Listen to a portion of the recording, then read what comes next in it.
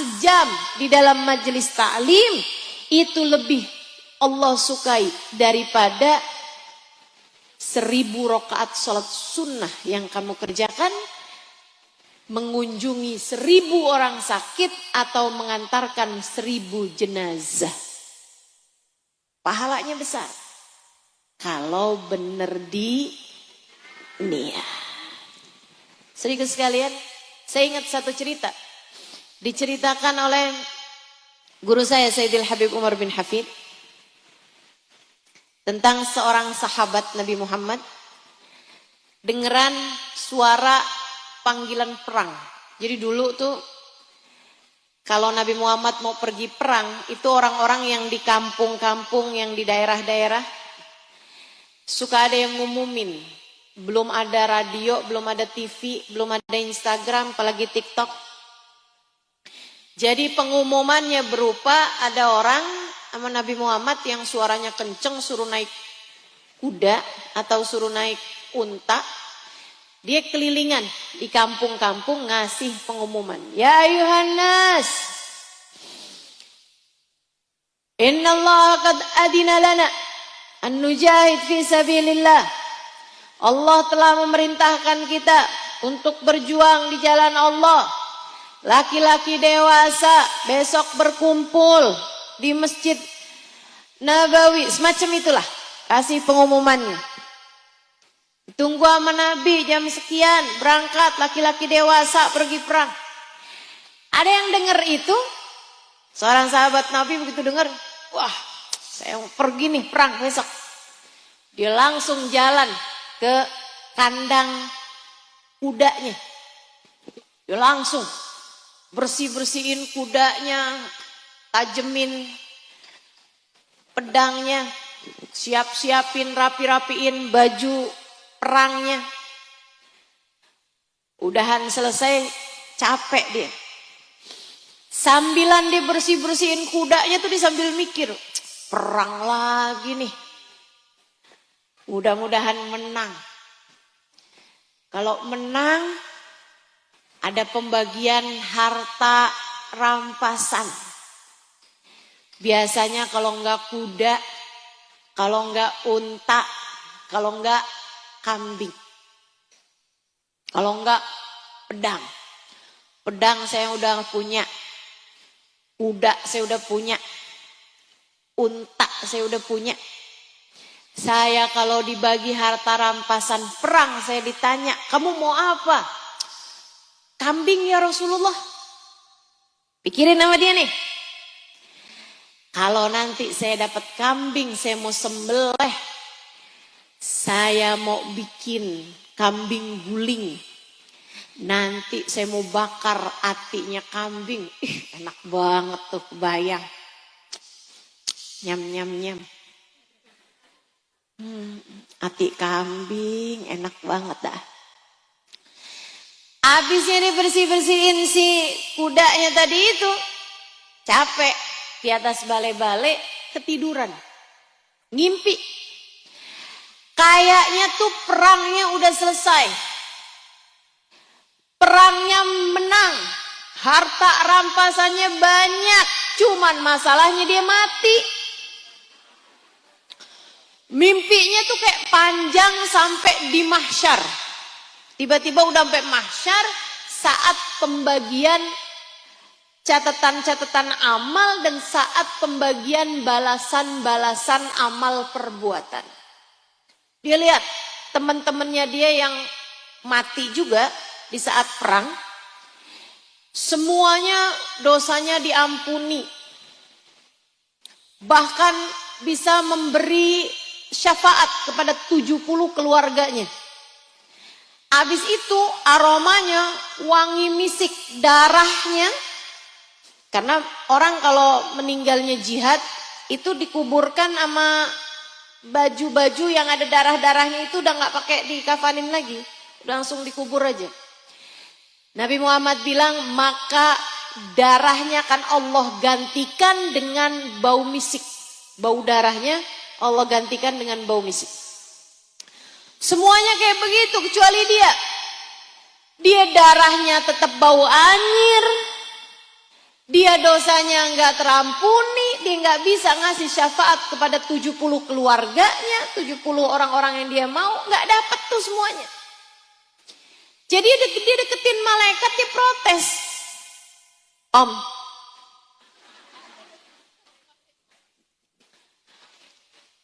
malaikat tuh lah. Dia bilang, saya syahid juga loh, sama kayak mereka. Terus, kok saya nggak dapat balasan kayak mereka? Kamu namanya siapa? Fulan bin Fulan. Lihat tuh catatannya. Oh, balasan buat kamu sedang dipersiapkan. Kalau boleh tahu apaan ya? Hati kambing. Hati kambing. Dia kebangun dari tidurnya. Dia bilang, alhamdulillah cuman mimpi. Ya Allah, seumur hidup saya gak bakalan lagi makan hati kambing. Dia bertujuan pergi perangnya pengen dapat harta rampasan. Harta rampasannya yang dia inginkan adalah kambing. Karena dia kepengen makan hatinya. Akhirnya di akhirat balasannya cuma dapat itu aja, kan sayang-sayang. Sama halnya dengan kalian menikah. Siapa yang menikah hanya karena hartanya, maka ya dapatnya cuma itu. Itu pun kalau dapat. Seringnya katanya Nabi Muhammad, siapa yang menikahi seseorang hanya karena hartanya, Allah jadikan orang tersebut miskin sesudah menikahnya. Atau kalaupun gak miskin, pelit banget. Yang sampai gak mau ngasih sama kamu istrinya. Saudariku sekalian yang saya muliakan. Siapa yang menikahi seseorang hanya karena rupanya, nih ya, bicaranya niat, sama-sama nikahnya, akad nikah sama, resepsi sama, kayak begitu itu. Kehidupan rumah tangga sama, tapi Allah jadikan hasilnya berbeda karena beda di niat. Hati-hati. Hati-hati. Adik-adik yang belum nikah, hati-hati meniat nikah. Jangan sampai niatmu biar ada yang nafkahin. Nggak gitu deh. Kamu ngapain pengen cepet nikah? Biar nggak jadi beban orang tua. Saya kasih tahu. Adik-adik dengerin. Dan para orang tua juga dengerin. Jangan sampai buruan nikah. Lo nyusahin gua mulu. Kamu nyusahin saya mulu. Cepetan nikah. Biar kita nih berkurang beban keluarganya. Nggak gitu bu, nggak gitu. Nggak gitu. Ibu-ibu, adik-adik dengerin saya. Adik-adik, kamu jangan pernah merasa dirimu sebagai beban keluarga karena nggak gitu. Kalau ada yang ngomong kayak begitu, jangan percaya. Para orang tua jangan pernah menganggap anakmu sebagai beban keluargamu. Nggak gitu bu. Bisa jadi kamu dikasih Allah rezeki justru karena anakmu itu. Rezeki semuanya sudah dibagi-bagi sama Allah SWT. Ingat, kamu tidak pernah memberi rezeki kepada siapapun. Yang ngasih rezeki cuma satu, namanya. Jangan sampai gara-gara urusan nikah, akhirnya keimananmu menjadi goyah. Nggak ada. Kamu tidak pernah dinafkahi. Kamu tidak pernah direzekikan oleh selain Allah. Yang ngasih kamu rezeki hanyalah satu, namanya War-Razzaq Dzul Quwwatil Matin. Allah lah satu sang pemberi rizki. Dialah pemilik kekuatan sejati. A'udzubillahi minasyaitonir rajim. Wa ma min dabbatin fil ard illa 'alallahi rizquha wa ya'lam mustaqarraha wa mustaudaha. Kata Allah Subhanahu wa taala, tidak ada sesuatu yang melata di atas muka bumi melainkan rezekinya dari Allah. Allah tahu tempat dia berada, Allah tahu jalanan yang dia lewati. Gak akan pernah tertukar, sebab semua rezeki sudah tertakar. Jelas? Jelas, Bu? Gak usah takut. Ustazah, suami saya nih, dolar sekarang tambah tinggi. Terus kenapa, Bu? Takutnya suami saya kena PHK. Gak usah takut, Bu. Gak usah takut. Dari dolar rendah sampai dolar tinggi, yang ngasih rejeki sama kamu dan sama suamimu bukanlah bos, bukanlah perusahaan, melainkan Ustazah, saya dagangan di toko sebelah, bikin dagangan yang sama sama saya, Ustazah. Gimana ya? Apa saya doain aja biar sebelah tutup tokonya? Jangan, jangan. Rezeki mah, Bu, masing-masing. Tenang aja, tenang, tenang. Yang tenang biar rezeki datang dalam keadaan halal. Jangan khawatir sama urusan rezeki, Bu. Saya sampaikan padamu, jangan khawatir soal rezeki. Kamu hanya perlu berikhtiar, betul. Kamu hanya perlu menjalankan ikhtiarnya, itu iya. Akan tetapi sang pemberi rizki tetaplah satu juga, yaitu kata Nabi Muhammad sallallahu alaihi wasallam, "Lau tawakkaltum haqqa tawakkulih, la ruziktum kama yurzaqut tayr, yaghdu khimasan wa yurahu bitana." Andai saja kalian bertawakal, menyerahkan urusan rezeki kepada Allah Subhanahu wa taala, niscaya kamu akan diberi rezeki, kayak diberi rezekinya burung. Dia keluar rumah, terbang dalam keadaan perutnya tipis karena kelaparan.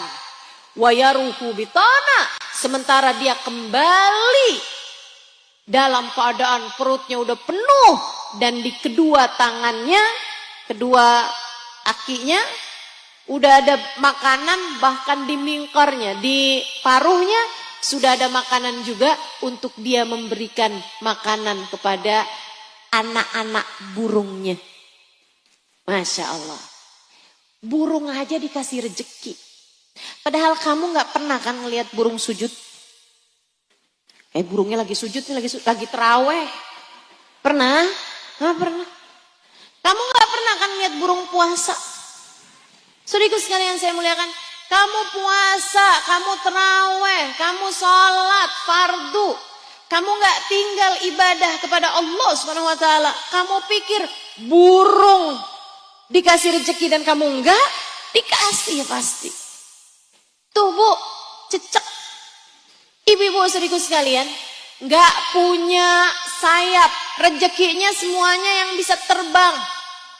Itu kalau cecek bisa protes tuh, dia yang paling gede protesnya urusan rezeki. Ya Allah, rezeki saya semua bisa terbang, akan tetapi saya nggak dikasih sayap barang sedikit juga. Gimana cara saya nangkep, ya Allah, rezeki saya? Kan dia bisa terbang, sementara saya nggak bisa terbang. Akan tetapi survei membuktikan, cicak-cicak diam-diam datang seekor. Tuh, itu lagu ngajarin buat tawakal. Makanya bagus diajarin sama anak kecil-kecil, tapi dikasih tahu maknanya. Nah, yang tenang. Ayo ma, bikinin nasi goreng, ayo ma. Atau anak kecil tuh, nangis, tenang nak, tenang. Rezekinya datang. Kayak cicak. Ibu yang tenang sama urusan rezeki. Bu, gajah gak pernah sujud aja gendut-gendut. Betul? Yang tenang. Kecoa nggak pernah facial aja glowing. Udah urusan rezeki itu Allah yang udah ngatur semuanya. Alhamdulillah.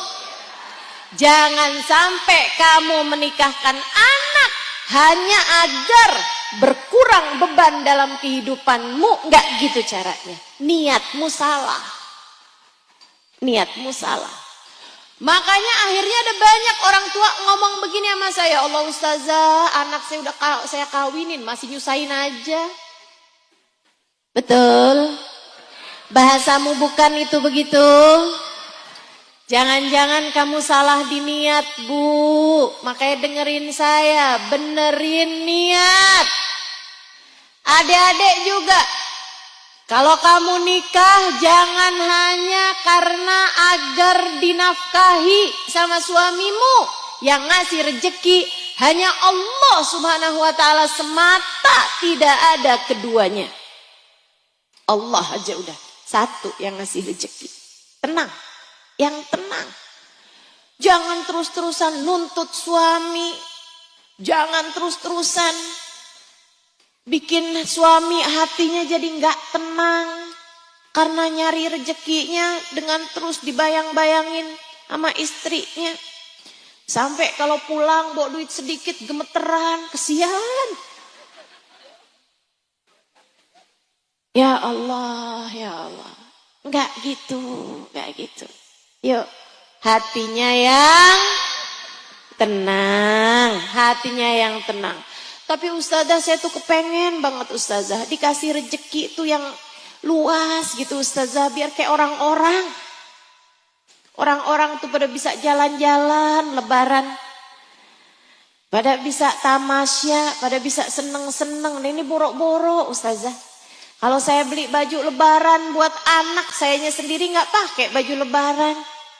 Pengen dapat rezeki yang lapang gitu ustazah. Gimana caranya? Ikut apa yang Allah Subhanahu wa ta'ala perintahkan. Gimana tuh? Kata Allah Subhanahu wa ta'ala, man yattaqillah yaj'al lahu makhraja wa yarzuqhu min haitsu la yahtasib. Siapa yang bertakwa kepada Allah, Allah akan beri jalan keluar untuk setiap permasalahannya dan bakal diberi rezeki dari arah yang tidak dia sangka-sangka. Yang takwa. Takwa tuh gimana? Yang takut buat bikin dosa. Itu takwa. Kerjain perintah Allah, takut sama dosa. Yang cinta sama Allah dan yang takut sama Allah untuk mengerjakan dosa. Itu takwa. Kalau kamu mau ngomongin orang takut. Kalau kamu mau marah-marah takut. Kalau kamu mau ninggal sholat takut. Kalau kamu auratnya kelihatan di hadapan laki-laki, kamu takut. Kalau kamu mau ngambil haknya orang lain yang bukan hakmu, kamu takut. Kalau kamu punya rasa takut semacam itu, ini ada duit nganggur nih, kayak gak ada yang lihat. Tapi kan Allah lihat, gak berani. Kalau kamu semacam itu teman-teman saudariku sekalian, saat sendirimu, saat bersamamu, hati kamu selalu merasa dalam pandangan Allah, Allah janji aku akan beri kamu rezeki dari arah yang tidak kamu sangka-sangka. Jadi buat ibu-ibu yang suka merasa rezeki saya kok seret banget Bu, hal pertama yang saya minta kamu lakukan adalah ngomongnya yang bagus sama suami. Akhlakmu cobain, bagusin. Akhlakmu sama suami yang bagus. Kalau ngomong jangan kasar. Ngomongnya yang bagus, muji suami, akhlakmu yang baik. Liatin, liatin, liatin. Kalau kamu selama ini kepengen rezekimu itu luas, malah dengan marah-marahin suami, nuntut-nuntut suami. Coba, kamu udah pernah kan? Gimana hasilnya? Hah? Rezekimu jadi lapang atau tambah semakin seret? Tambah semakin seret. Karenanya, saya sampaikan padamu karena saya sayang sama kamu. Rezeki itu urusan Allah.